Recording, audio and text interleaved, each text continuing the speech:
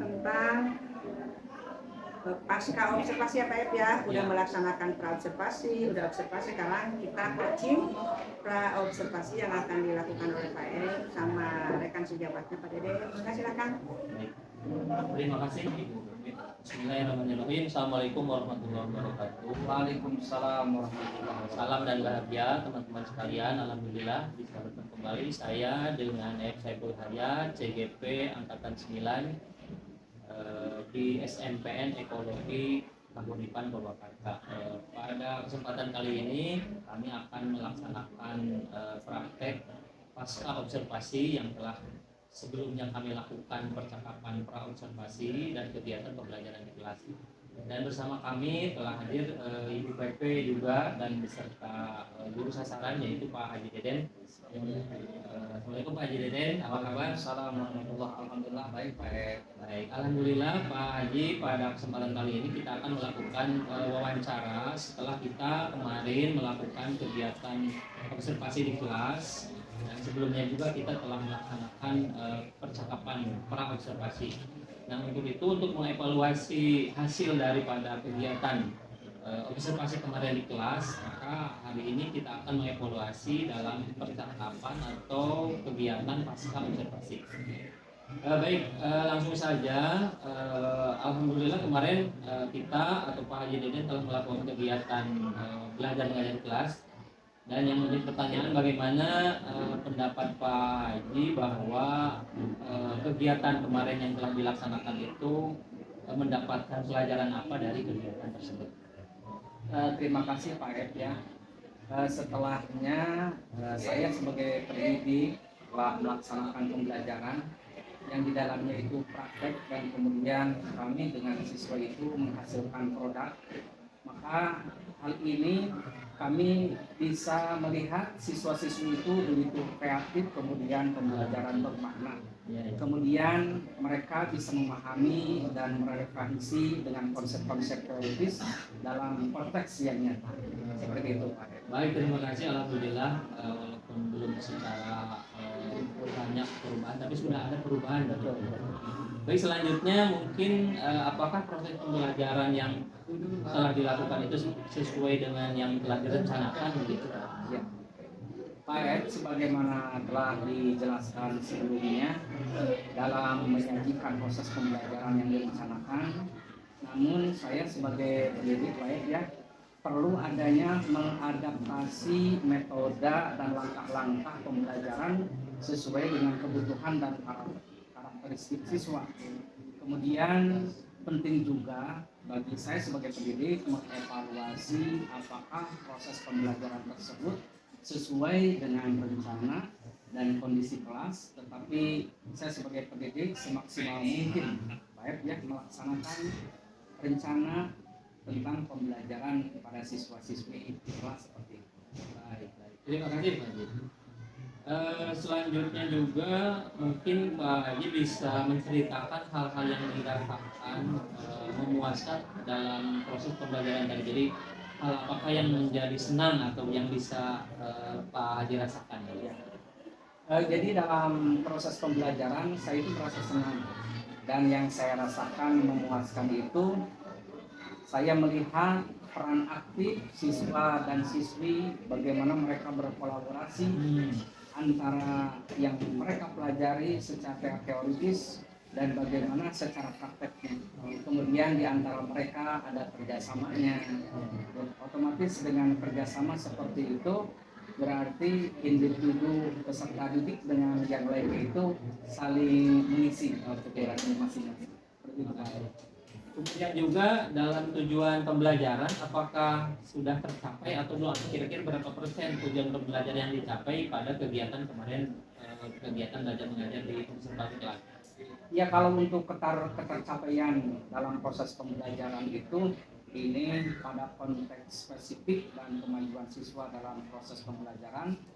Namun untuk pendekatan pembelajaran berbasis produk yang melibatkan siswa secara aktif, memberikan pengalaman yang nyata. Kalau dipresentasikan langsung dengan prakteknya, pembelajaran itu 75% sampai 90%. Alhamdulillah, walaupun belum secara sempurna ya, tetapi ya sudah mendekati begitu. Ya perlu bagi kami juga sebagai pendidik untuk merancang lagi memprogram dengan sebaik-baiknya. Nanti mungkin untuk di pertemuan yang akan datang. Oke, selanjutnya apakah ada kesulitan ya atau kesulitan apa yang ditemui oleh para siswa ketika di kelas?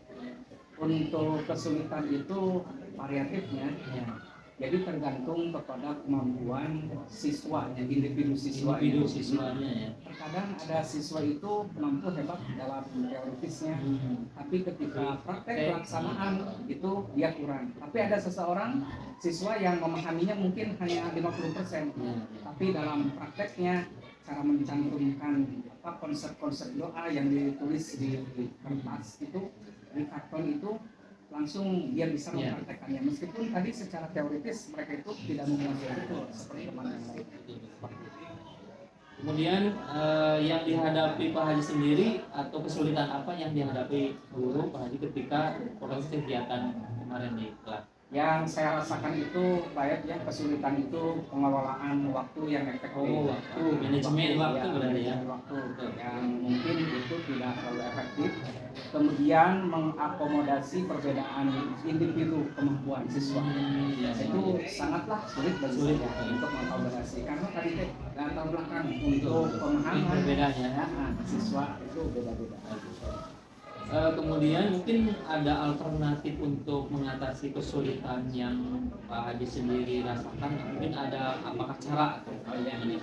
Ya mungkin untuk kedepannya ya. Jadi nanti mungkin saya sebagai pendidik memberikan contoh-contoh yang banyak tentang penulisan, ungkapan doa, bersyukur kepada Allah Subhanahu Wa Taala. Jadi secara rinci, mungkin kami menerangkan kemarin itu secara global. Kemudian memberikan contoh hanya 1-2, itu sedikit. Nanti untuk selanjutnya diberikan contoh yang lebih. Untuk memberikan pemberdayaan ke siswa berarti ya, akan contoh-contoh yang banyak begitu. Alhamdulillah mungkin itu salah satu alternatif yang menjadi solusi. Terus satu lagi, jadi kami nanti mendorong kolaboratif mereka kerjasama. Nanti kekurangan satu sama lainnya itu saling mengisi sehingga menuju kesempurnaan lah orang yang mereka pilih. Kemudian setelah diidentifikasi hal yang telah mantap dan hal yang perlu ditingkatkan apa saja. Jadi ada hal yang sudah bagus dan ada hal yang mungkin belum dan perlu ditingkatkan itu. Kalau yang sudah bagus itu diantaranya adalah penjelasan tujuan pembelajaran yang jelas kepada siswa. Jadi tujuan pembelajaran di awal sudah disampaikan secara jelas, kemudian memberikan kesempatan kepada siswa untuk merancang dan membuat teks doa secara mandiri. Kalau tadi secara kelompok. Kemudian untuk selanjutnya secara mandiri. Perorangan berarti ya. Perorangan. Kalau tadi mereka dengan hasil yang begitu maksimal dengan kerjasama, tapi nanti dilatih secara mandiri agar lebih mantap. Betul. Agar mereka tidak ada ketergantungan kekurangan kepada orang lain. Jadi belum pada siswa yang lainnya. Tentu secara mandiri, kalau secara kelompok sudah bagus Ya, sudah bagus. Nanti dicoba secara mandiri. Kemudian ada satu lagi untuk memberikan umpan balik yang konstruktif. Jadi yang sifatnya membangun kepada mereka. Yang terakhir Pak Haji, mungkin dengan demikian apa yang akan Pak Haji lakukan untuk pertemuan berikutnya nanti untuk persiapan di pertemuan yang akan datang? Nah, seperti yang tadi mungkin agak sama ya. Kami nanti akan memberikan contoh teks doa yang variatif, bukan hanya satu. Banyak pilihan. Banyak pilihan. Kalau yang tadi bisa hanya ditentukan satu ungkapan doa, tapi diulang-ulang. Tapi sekarang yang lebih variatif lagi.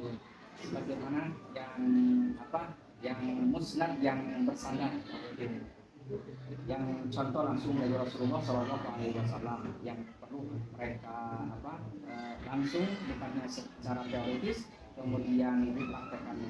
Kemudian yang selanjutnya meningkatkan kolaborasi antar siswa dengan memberikan lebih banyak kesempatan untuk berdiskusi, berbagi ilmu, mungkin yang saya selaku peserta didik memberikan itu hanya mungkin dalam buku pelajaran atau referensi lain yang mungkin mereka juga peserta didik tahu dari guru ngajinya di rumah seperti itu. Nanti didorong. Kemudian yang terakhir Pak Ed ya melakukan aktivitas refleksi. Itu sangatlah penting. Nanti ketika per kelompok setelah disajikan, kemudian mereka mempresentasikan mana kekurangannya. Mari kita refleksi agar nanti kalau yang sudah maksimal dipertahankan lebih maksimal lagi, yang kurang juga menuju kepada kesempurnaan. Alhamdulillah Pak Haji, ternyata dalam proses yang kita laksanakan kemarin, proses pembelajaran Pak Haji sudah berdiferensiasi ya. Salah satunya berdiferensiasi konten, jadi ada konten-konten doa yang dilaksanakan. Kemudian juga proses pembelajaran itu sudah berpihak pada murid ternyata selama ini. Jadi aktivitas murid itu lebih banyak dan kita di guru hanya sebagai fasilitator saja yang menampung aspirasi daripada siswa. Terima kasih Pak Haji atas kesempatan pasca ospres ini. Mudah-mudahan di kedepan hari ada peningkatan yang lebih baik. Amin. Demikian wawancara kami dengan Pak Haji Deden dan kita kembalikan ke. Ya, terima kasih Pak Ed ya. Alhamdulillah saya mendapatkan ilmu dari Pak Ed. Luar biasa. Jadi pas observasi ini coach ya, sebagai coach ini coaching gitu ya Pak. Ya, luar biasa. Jadi Bapak dengan adanya sistem berbagi dengan rekan sejawat, Bapak kira-kira merasakan ada manfaatnya gitu? Oh, luar biasa manfaat sekali. Waktu membuat RPP di bimbing. Dibimbing. Terima kasih ya Pak Ed. Sama-sama. Ini adalah program guru penggerak Pak Ed. Guru penggerak itu bergerak berbagi gitu ya. Jadi berbagi ilmu dan supaya memang itulah yang harus kita kembangkan untuk meningkatkan perubahan transformasi gitu maksudnya transformasi. Oke. Terima kasih Pak Ed. Sama-sama.